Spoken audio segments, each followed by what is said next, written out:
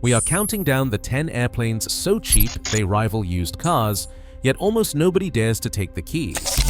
From forgotten classics gathering dust in hangars, to sporty trainers and bargain twins, these planes sit unsold for reasons that go far beyond price tags.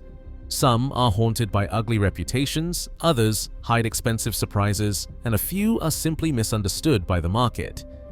What secret flaws, legendary mishaps, or cautionary tales keep pilots running the other way? Why do these aircraft remain bargains that almost nobody wants, even when they seem too good to be true? Let us begin the countdown. Number 10. The Grumman AA-1 Yankee was born in the 1970s as a sleek, affordable two-seater with snappy controls and a promise of sporty fun. Today, it is not uncommon to find a flyable AA-1 listed for $9,000 to $16,000, less than a used compact car. But even at that price, buyers hesitate. The reason sits squarely with reputation. Instructors and flight schools have all but blacklisted the Yankee, citing its twitchy, low-speed handling and a history of unforgiving landings. Insurance companies often refuse to cover student pilots in the AA-1, making it nearly impossible for newcomers to get training or coverage. This instructor-driven stigma echoes through the market, depressing demand and keeping prices low year after year. For pilots with experience and a steady hand, the AA-1 can be a lively performer and a true bargain. But for most, the market's cold shoulder speaks louder than any sales pitch. Cheap to buy, but reputation is the real price. The Beechcraft Skipper arrived in 1979, aiming to challenge the Cessna 150 and Piper Tomahawk as a modern two-seat trainer. But with only 315 built before production ended in 1981, the Skipper became an instant rare in the aviation world. For years, these planes could be found at rock-bottom prices, often listed for less than the average used family sedan. On paper, the Skipper offers honest handling, a roomy cockpit, and a reputation for predictable stalls, everything a student pilot could want. But reality hits when something breaks. Mechanics regularly report waits of 7 months for basic parts like elevator hinges, and sourcing a replacement can ground the aircraft for an entire flying season. With such a tiny fleet, most shops hesitate to take on Skipper repairs, and they charge premium rates for unfamiliar systems. This scarcity has even pushed one pristine example to an asking price of $110,000, more as a collector item than as a flying airplane. For most buyers, the risk of indefinite downtime overshadows every other advantage. Cheap to buy, but the real cost is time lost waiting. The Piper Cherokee PA-28140 stands out as one of the cheapest certified 4-seat airplanes on the market, with listings often between $28,000 and $45,000. Introduced in the 1960s as the base model of the Cherokee line, it features a 140 horsepower engine and basic visual flight rules avionics, enough for local flights but not much else. The real catch comes when owners try to modernize. A typical instrument flight rules glass panel upgrade, including autopilot and ADS-B, can run $68,000 or more, often double the price of the airframe itself. For a 1968 Cherokee 140 bought at $32,000, the total cost after upgrades can top $100,000. Yet the performance still lags behind the 160 and 180 horsepower Cherokees, which sell for only a bit more. The 140 struggles in hot or high altitude conditions, and its limited useful load forces tough choices between fuel, baggage, and passengers. As a visual flight, rules trainer or local flyer, it is reliable and straightforward. But when the economics of upgrades do not add up, most buyers keep searching. Cheap to buy, expensive to modernize. Cessna's 177. Cardinal arrived in 1968 with big ambitions. It was meant to be the next step up from the 172, a sleeker, more modern high wing that promised a new standard for personal flying. The original Cardinals came with a 150 horsepower engine, just enough for flatland cruising, but not enough for pilots who expected more. Reports of sluggish climb rates and poor high-altitude performance spread quickly, and the Cardinal's reputation never fully recovered, even after Cessna introduced the more capable 1 77B with a bigger engine. Mechanics added another layer. The Cardinal's parts are less common than the ubiquitous 172, and owners pay a $12 per hour premium at many shops because fewer mechanics are familiar with the design. A cheap purchase price can therefore be quickly offset by higher shop rates and longer waits for repairs. Yet later, Cardinals offer excellent visibility, a roomy cabin, and refined handling for pilots willing to look past the early missteps and pay a little extra for upkeep. For the right pilot, the Cardinal is an underrated value. For most, the Cardinal is a reminder that a single design decision can cast a long shadow. The Ercoupe 415 stands out as one of the most unconventional certified planes ever built. Designed in the 1940s to be stall-proof and spin-resistant, it ditches traditional rudder pedals in favor of a linked aileron rudder system. The idea was to make flying so safe that even a nervous beginner could do it. On paper, it worked. The Ercoupe's design made it almost impossible to enter a spin, a major cause of fatal accidents in small planes. But this innovation came at a price. Most pilots, trained on standard controls, found the Ercoupe's setup disorienting. The lack of separate rudder pedals felt unnatural, and many instructors refused to teach in them. As a result, the Ercoupe developed a reputation as a toy plane, good for calm days and short hops, but not for real cross-country flying. Market prices reflect this bias. Airworthy Ercoupes regularly list for $15,000 to $20,000, sometimes less than a used motorcycle. The catch is a cruise speed of just 95 miles per hour, barely enough to keep up with highway traffic, and a payload so limited that full fuel means leaving a passenger or baggage behind. Lightweight construction and low power make it a handful in gusty weather, and most insurance companies will not cover student pilots in Ercoupes. Still, for those willing to accept its quirks, the Ercoupe delivers a level of safety that few planes can match. Cheap, safe, and misunderstood, the Ercoupe is proof that being different is not always an advantage in aviation. Piper introduced the Tomahawk in 1978, pitching it as a purpose-built trainer with modern lines and a wider cockpit than the old Cessna 150. The promise was simple, a plane designed for students with handling that would teach real-world skills. But the Tomahawk quickly picked up a different reputation. Within just a few years, instructors and students began calling it the Traumahawk. Accident data tells the story. The Tomahawk's fatal stall spin rate reached as much as 5 times higher than the Cessna 152, its main rival. NTSB investigations revealed a disturbing pattern. Many fatal accidents involved spins entered during training that became unrecoverable. In 1981, a high-profile spin training crash at Embry-Riddle Aeronautical University led the school to ban the Tomahawk from its fleet. Other flight schools followed, and the stigma spread. The FAA eventually issued Airworthiness Directive 831408 requiring extra stall strips to tame the wing, but by then the damage was done. Despite the numbers, the Tomahawk's overall accident rate is actually lower than the Cessna 152 in other categories. It offers excellent visibility, a comfortable cockpit, and honest handling if you respect its limits.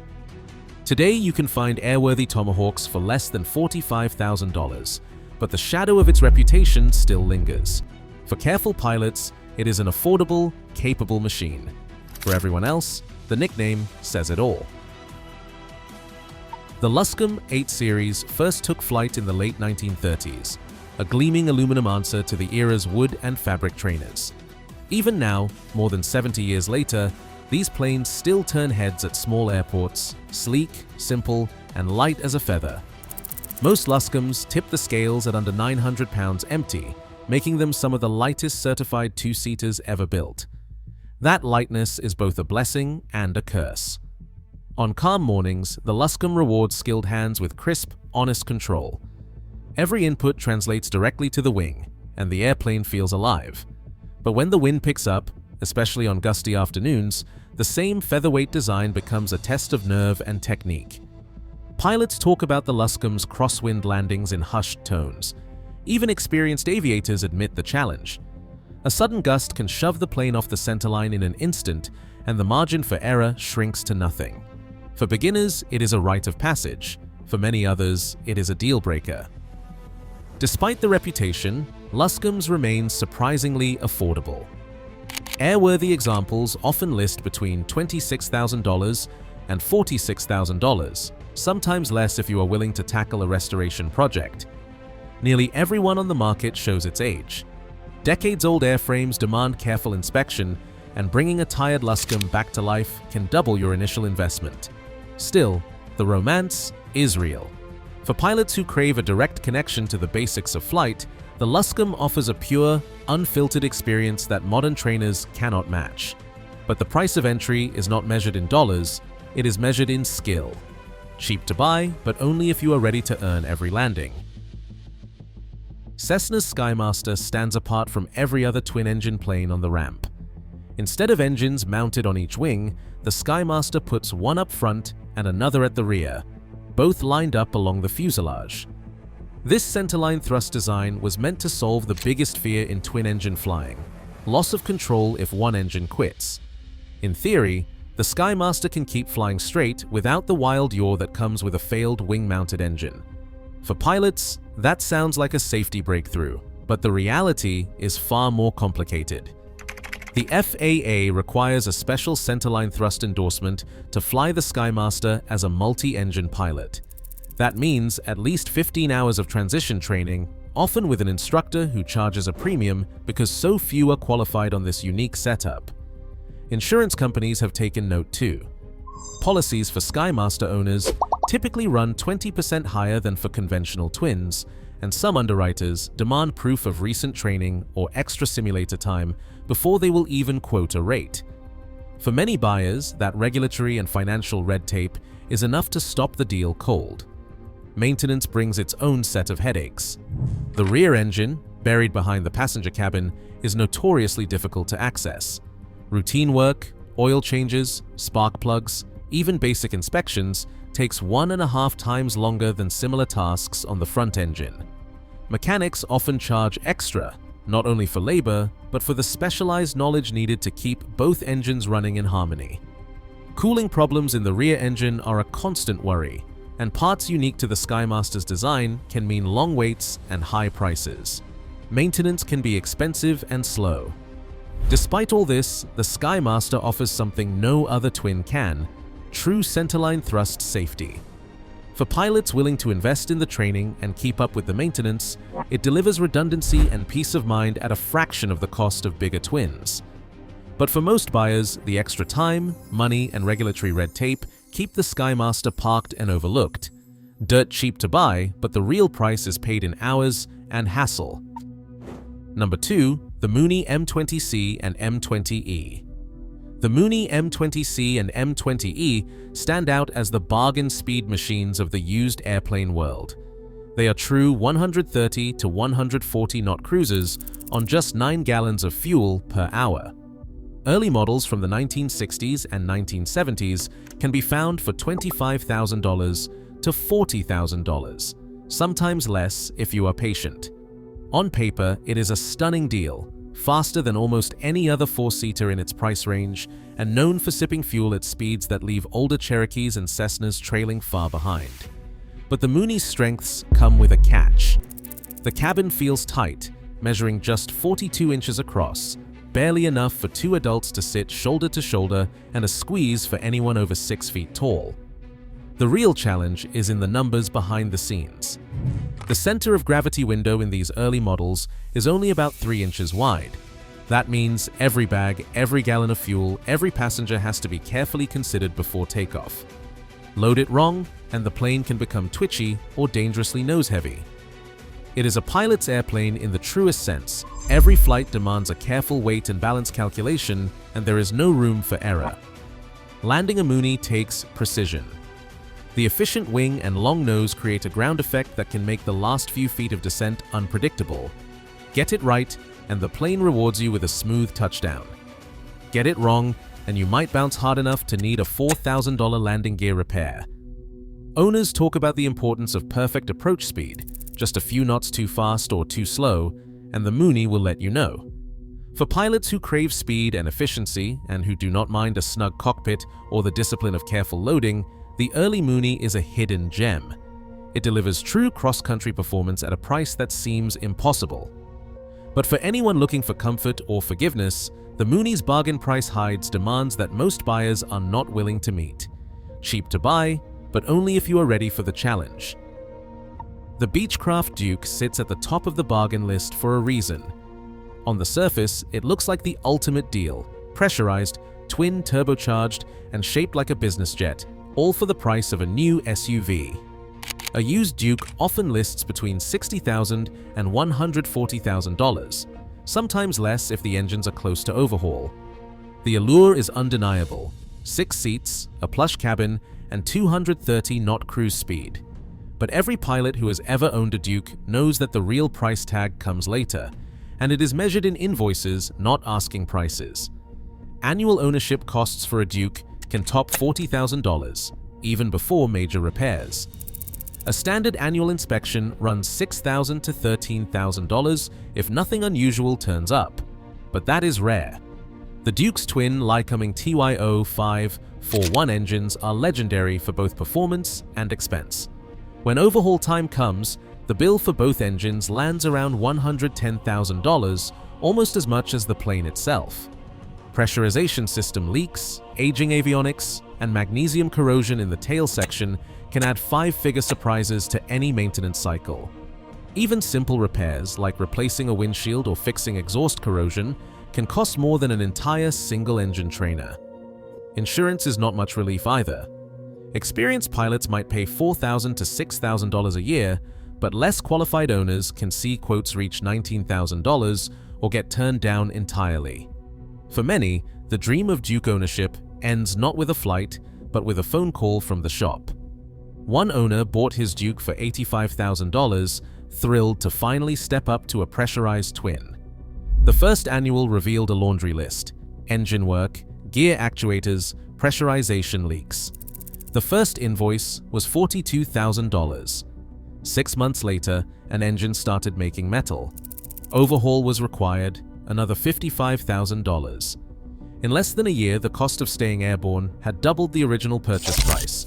The owner took out a loan to cover the bills, but the next annual brought more bad news. Facing a second engine overhaul and mounting debt, he sold the Duke at a loss, swearing off complex twins for good. The Duke delivers everything its brochure promised: speed, comfort, prestige. But every system is a potential budget buster, and the market knows it. That is why these planes sit unsold, dirt cheap, but radioactive to anyone who has done their homework. For buyers with deep pockets and a love of mechanical challenge, the Duke can be a rewarding machine.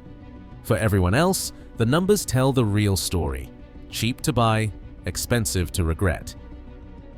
Across all 10 of these bargain planes, one truth stands out. In aviation, price is only the first hurdle. Hidden costs, stubborn reputations, and unforgiving quirks keep even the cheapest aircraft grounded. This pattern reveals that flying isn't about finding a deal. It's about trusting what keeps you safe in the sky. Would you take the leap, or would you play it safe? Tell me in the comments below.